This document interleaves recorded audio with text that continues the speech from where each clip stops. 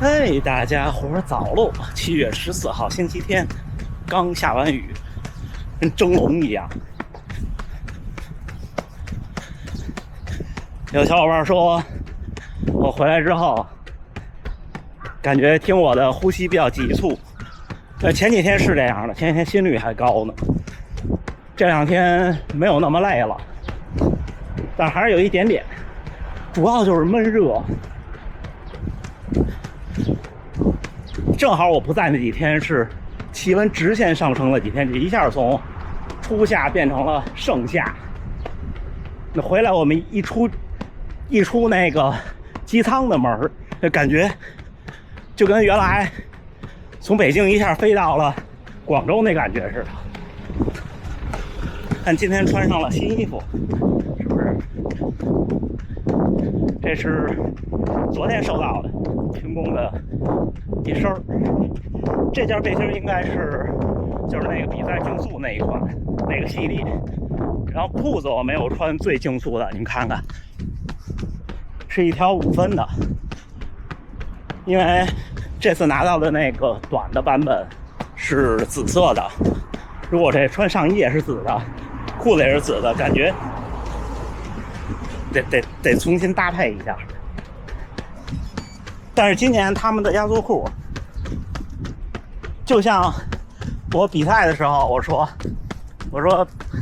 为了收纳穿了一个有收纳包的，穿了清宫那条压缩的短裤，我说可能稍微的遗憾就是厚了一些，大家还记得我当时这么说的吧？哎，果然这出了薄的，这次拿到这5分和短的都是薄款的，而且那个短的那一条紫色那条侧面也有兜，还不错哈。其实一会儿换个视角聊，这相机这么拿着巨费劲。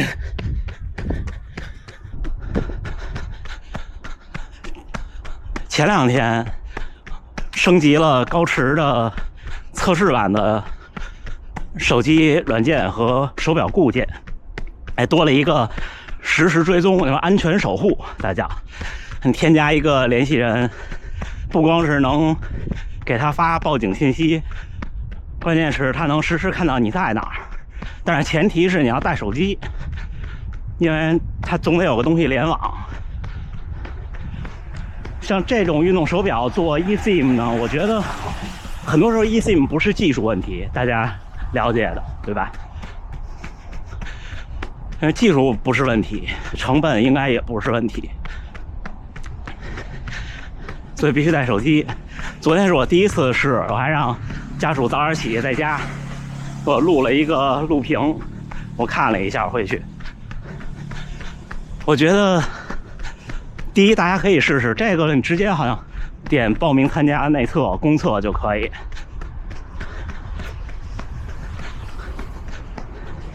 另外，测试版的手表固件在 Pace 3上有2个画面上的小变化，一个是那个卫星那个图标变样了，变得复杂了一些，还有一个就是跑完以后那轨迹的颜色变了，它好像我不知道是不是和运动效率什么的有关，是有不同颜色的，因为我跑了这3、4次都是那个浅蓝色。今天大家看到影片可能有些人晚一点，今天来大阪城要拍这个 Race S 的评测的其中一部分吧。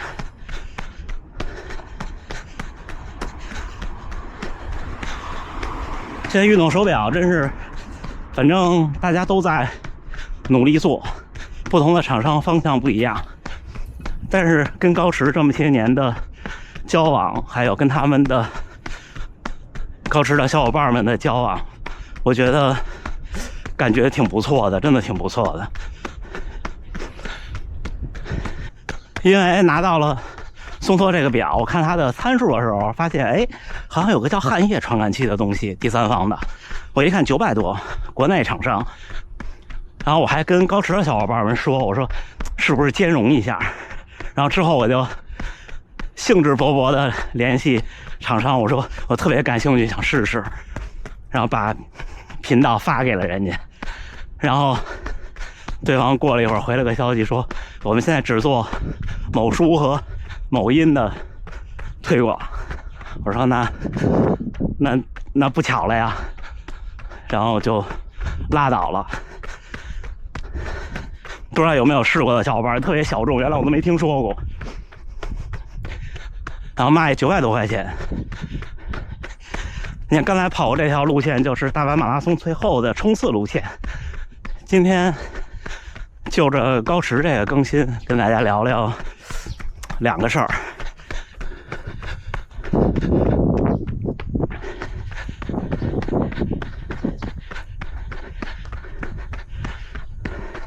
第一个是，我觉得还有什么调整的空间，回头可以跟高驰的小伙伴单独反馈一下。我昨天看了家属路的那个实时追踪，发现其实它只有地图的轨迹。我第一次知道有这种功能是，就好多年前看那个陈盆斌那个100天100个马拉松，我看有时候直播的时候有那个佳明的那 Live Track， 那样还有各种数据。哎，我说这挺酷啊，因为那时候我跑步还带手机，因为通勤，所以有时候就弄一下，家属给截点图看一看，挺好玩的。高驰这个我觉得可以加上数据，实时的数据，哎，这就特有科技感。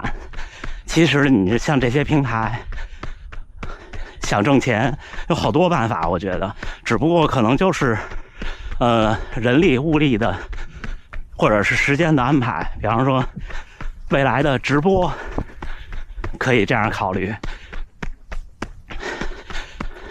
怎么做呢？就是学 Strava 可以默认隐藏起终点，或者是默认隐藏一个自己定的范围，起终点不行，对，因为是实时的，他不知道我什么时候是终点。隐藏一个范围，在起跑之前可以设置自己的账号里设置，这样我不暴露我具体的住的地方的具体坐标。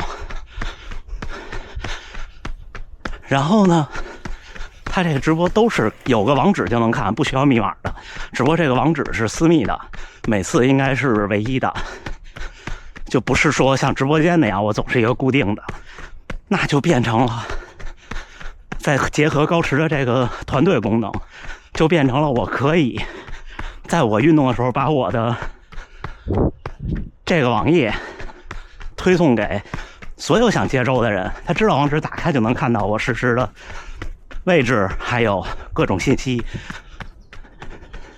配速啊、心率什么的，对吧？然后再进一步，你看现在高驰的Pace系列是可以控制 Insta360 Go 的。我这要是能在推流直播，靠手机，就是那个追踪的网页上再一个直播窗口，这样去跑越野或者100公里那种人，野口先生，还有在马斯诺科技藏，对吧？然后再来上弹幕送礼物，让这看的人充钱，那赚翻了呀！平台。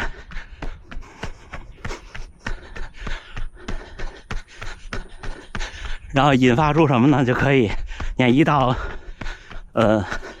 年末或者什么是历史纪念的日子的时候，有人在地图上跑，比方跑2023、2024，跑个龙什么的，对吧？那可能是蛇年最好跑，那明年最好跑，随便跑个什么都可以是蛇。直播一个画轨迹，多有意思！又异想天开了，是不是？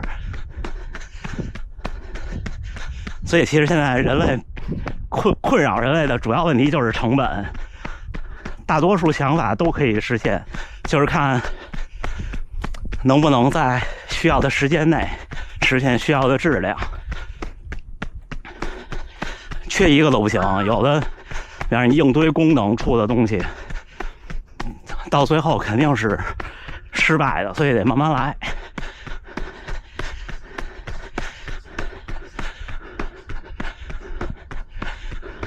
而且好多还都是有历史遗留的因素。比方说，你看我那无人机，如果在日本合法登记以后，就不能用5G 赫兹的图传了，因为无线电管理不同国家不一样。就像视频的这个29.97、59.9、59.94，对吧？这种帧数一样。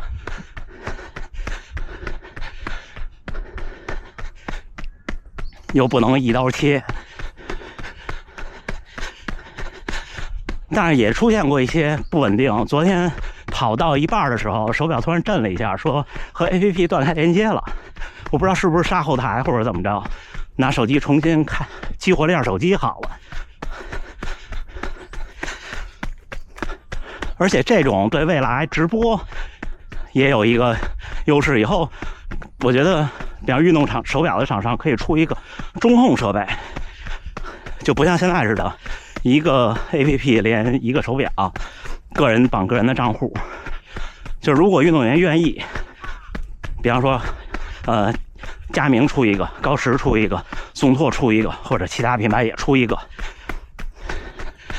在比赛前把手表跟这个中控设备绑定，然后这样第一集团、第二集团一般都周围都是有转播车的，把这中控设备放转播车上，用来实时传数据，这样大家看比赛的直播也能看到运动员的实时信息了。但是应该得隐去心率这些，否则可能就会有教练在边上喊，让喊对策了，说他不行了，超过他，这种对吧？但是现在确实是，你看实时血糖的那个测试已经被自行车运动给禁了，就比赛的时候给禁了。跑步不知道，这寒夜传感也不知道能做到什么程度。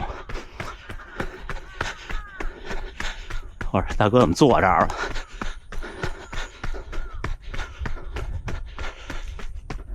接着这就跟大家聊聊，你们老说比赛的时候家属追踪我特别不容易，是啊，是特别不容易，就脑子得特别清楚，因为那么多个点算时间，这细节回头让他分享。主要逻辑就是得有一个准确的预估配速，估计自己平均多少。哦，大哥练冲坡呢，呵。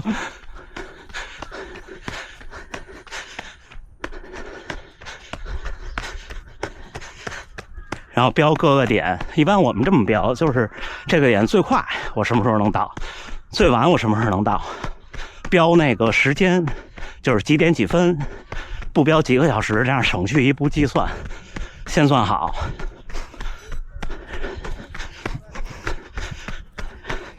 第二就是靠追踪了，赛会也有追踪。我记得我第一年跑北马，那时候也有追踪，叫什么芝华安方，对吧？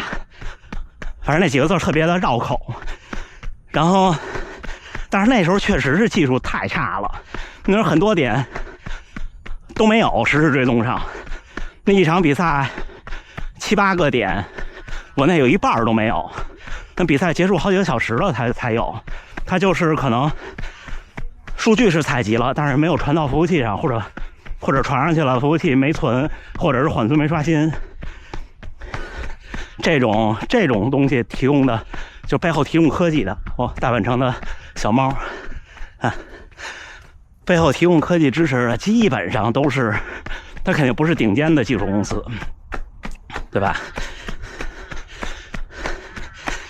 一靠那个一开始根本不靠谱，这2年好多了，应该国内的我已经不知道了这2年，但是你看今年大阪马拉松那追踪基本上很靠谱，前提是你不能加速和掉速，因为它是5公里一个计时毯，还有折返有计时毯，然后是半马有计时毯，对吧？你只有在计时毯的时候，它才能知道你到计时毯了。虽然亲朋好友看到地图上追踪的你是一直在动的，但是那动是算出来的，跟你之前的平均配速。所以你们看追踪会长那特准，追踪我的也挺准，是因为我全程基本上是一个速度。那次跑伦敦就是特别热崩了，我给大叔打了个电话，我说下个10公里你看到得等好久才能看到我，在那官方追踪上，你别着急，就是这样。而且这种像我第1年参加北马，追上一个追踪没有的那种，你要真有家里人在家里看，还挺着急的。你们怎么没有呢？这个点就得琢磨了。你说过了1个半小时，下一个10公里还没到，怎么办？担不担心？又不敢打电话，打电话怕影响，不打电话有遐想。